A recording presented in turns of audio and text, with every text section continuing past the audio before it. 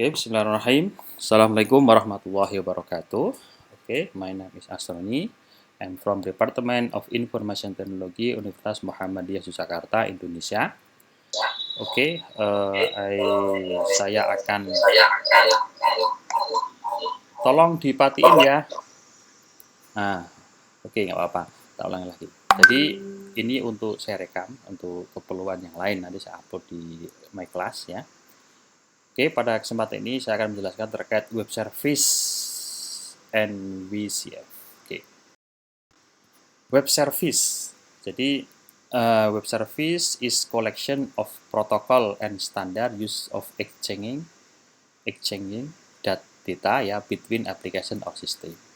Jadi kalau kita berbicara terkait web service itu adalah koleksi pengumpulan ya, dikoleksi protokol tidak hanya protokol tapi standarnya yang digunakan untuk exchange ya, mengubah ya, datanya itu bisa didistribusikan, exchange data between application, jadi antara aplikasi satu dengan aplikasi yang lain itu bisa ada koneksi ya, atau sistem satu dengan sistem lain ada koneksi.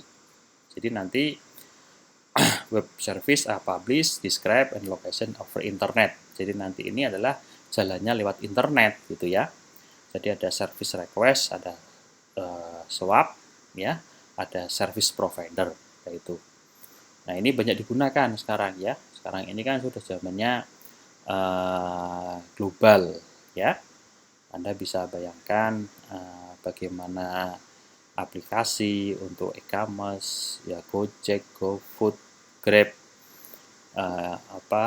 yang lain ya, misalnya juga untuk IoT ya, itu semuanya sudah menggunakan ini semua.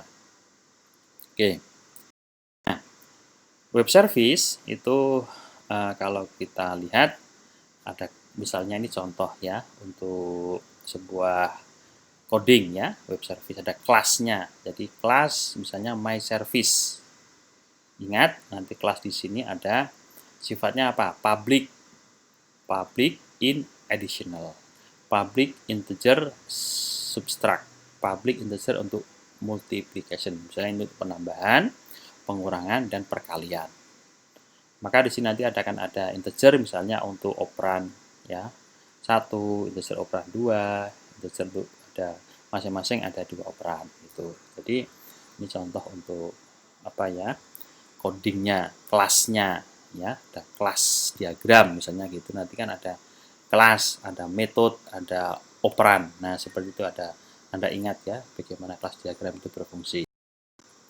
Nah, karakteristiknya seperti apa gitu ya. Jadi web service is accessible over the web. Nah, nanti bisa web, ada aplikasi A, aplikasi B gitu ya. Itu kalau bisa nanti kita praktek ya di lab, kita ada beberapa aplikasi, kemudian kita kita coba servisnya.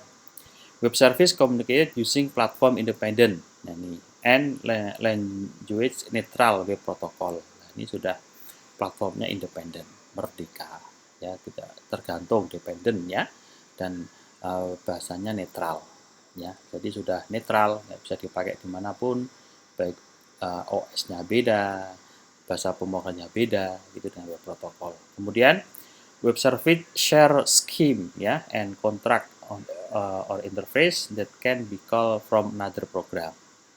Nanti di sini ada skemanya ya, ada skemanya, ada ada kontrak atau interface-nya ya yang dipanggil di program yang lain. Kemudian web service is register can be located atau the web service registry. Nanti web service harus diregistrasikan dan dapat dilokasikan ya lewat web service register, ada registrinya.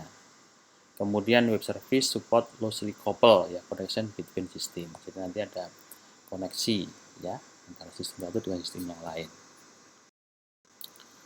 Ini mungkin ya, ini sejak 2005 itu sudah ada web service, apalagi yang baru. Nanti ini ada lagi yang untuk yang untuk bagaimana ini hanya contoh aja. Jadi teknologinya itu dia memakai XML, ya. XML itu adalah Extensible Markup Language. Nah itu. Nanti di sini ada markup language is under list most of the application, ya, used to web service. Jadi nanti ada XML-nya, kemudian ada SOAP, Simple Object Access Protocol. Jadi nanti ini adalah SOAP itulah a network, sebuah network, transport, dan programming language, dan platform neutralnya itu nanti ada that allow ya a client to call remote service. Nanti ada klien yang bisa memanggil remote service. Nah, nanti formatnya itu tentunya XML. Nah, habis ada SOAP, nanti ada WSDL, Web Service Description Language. Jadi nanti sebuah XML based interface and implementation description language. Nanti ada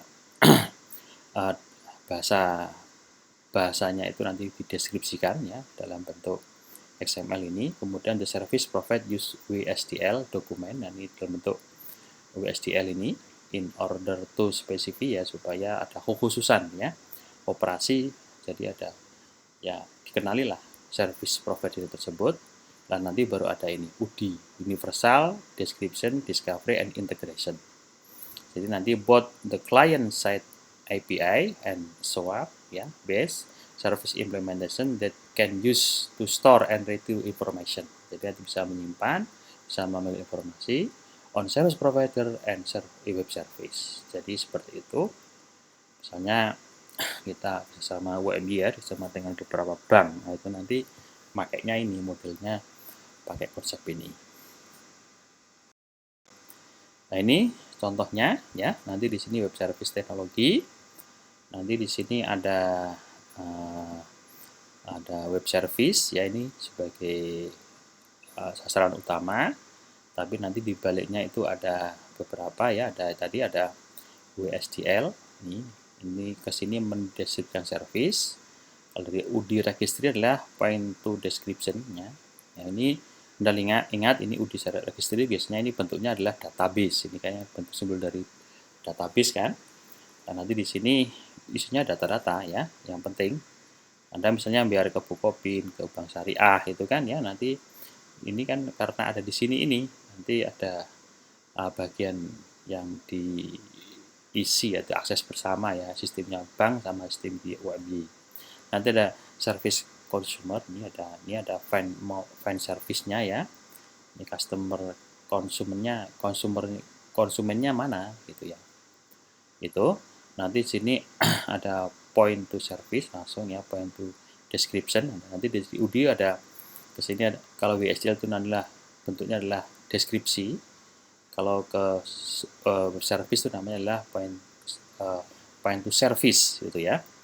Kemudian kalau di sini itu nanti ada swap ya, ada antara web service dengan ini, antara konsumen itu. Misalnya Anda itu kan menggunakan ya, ada bentuknya itu adalah XML message ya. Mungkin Anda nggak melakukan, tapi banknya itu ya, bank, klien banknya yang di front end di pelayanan itu ya, itu ada bentuknya adalah XML message gitu. Misalnya Anda punya tagihan, itu nanti bisa diakses lewat bank manapun itu ya. Itu yang membuat kita di sistem akademik kita. Kemudian nanti apa yang diakses, misalnya nama sama tagihan aja. Jadi sana nggak mau ribet, yang hanya pengen berapa. Misalnya nama semester ini tagihannya berapa, itu yang dikasihkan ke bank, nanti biar bisa diakses dimanapun. Itu service yang akan diakses ya dengan XML itu. Nah, SOAP itu adalah Simple Object Access Protocol. Nah ini, jadi SOAP itu adalah sebuah open protocol specification ya, defining uniform ways. Jadi bentuknya uniform of performance RPC using HTTPS as underlying communication protocol with XML for data serialization. Nanti bentuknya seperti ini. Anda ingat 80 adalah portnya HTTP itu ya. Nanti ada lagi HTTPS dan sebagainya itu. Nanti portnya itu 80, ada akses web portnya 80. Nanti ada client, ada server. bentuknya hampir sama ya, baik client server melewati proses XML, HTTP, TCP/IP.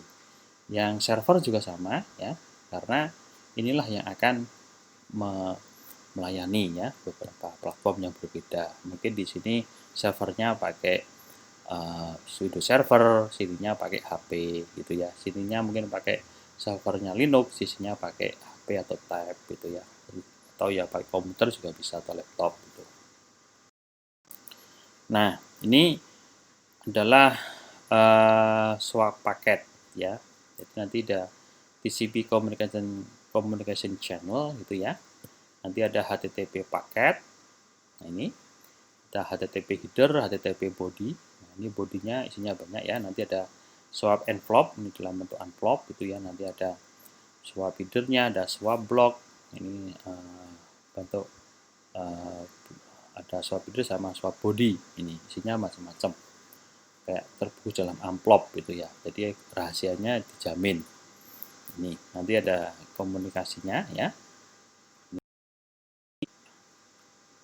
Dan nanti seperti ini ya. Nah, ini request ya, swap request. Nanti di sini ada client ya.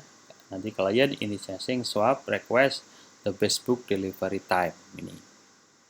Kemudian lewat internet, maka nanti ada web server ya, konfigurasi untuk Android swap. Nanti di sini ada bentuk tadi ada amplopnya kan, ada kayak header, ada ya tujuannya mana, IP-nya alamatnya mana itu kan. Yang penting datanya tersimpan ini ya. Data kan ada alamat, kalau ada amplop itu kan misalnya isinya apa, Anda mau ngirim apa kan ditulis di atas.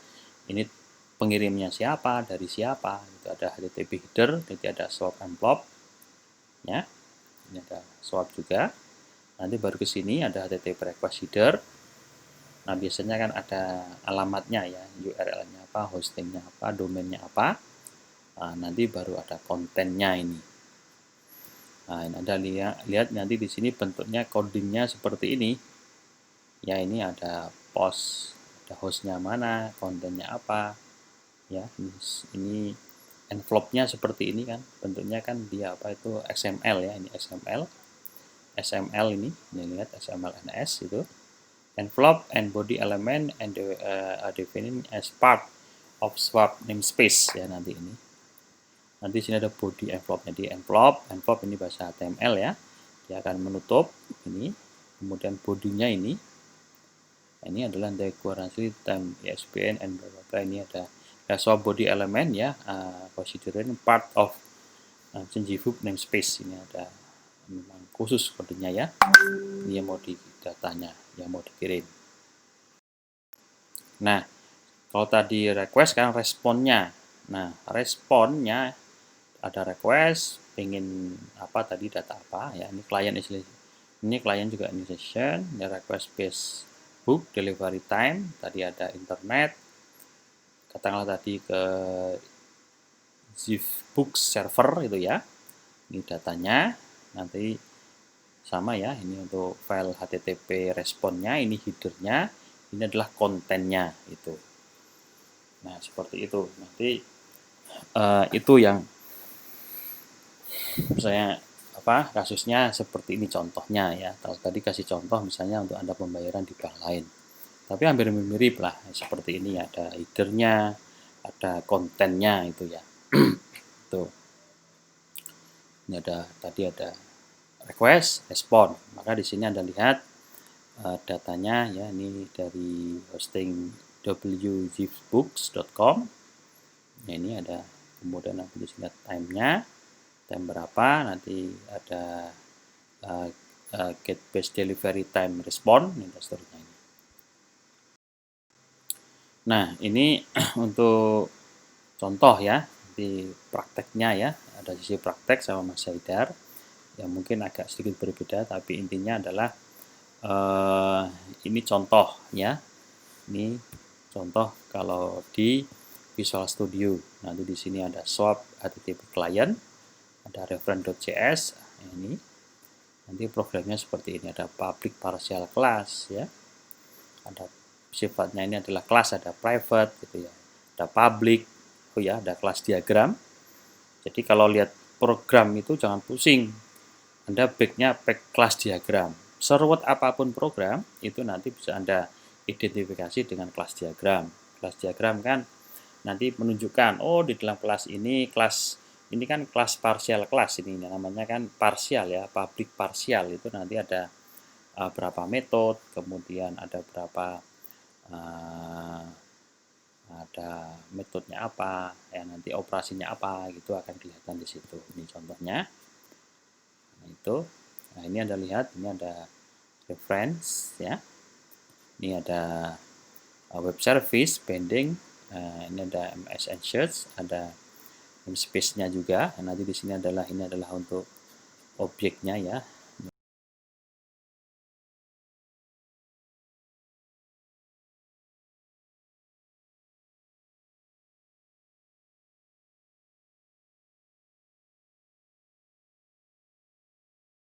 Objek. Nanti di sini ada apa ada bagian ya. Ini ada bagian, ada this method if for setting up HTML request packet header ini. Kemudian di sini ada setting untuk create swap envelope-nya ini. Message-nya apa? Yaitu. Nah, nanti di sini ada bagian lagi serialization.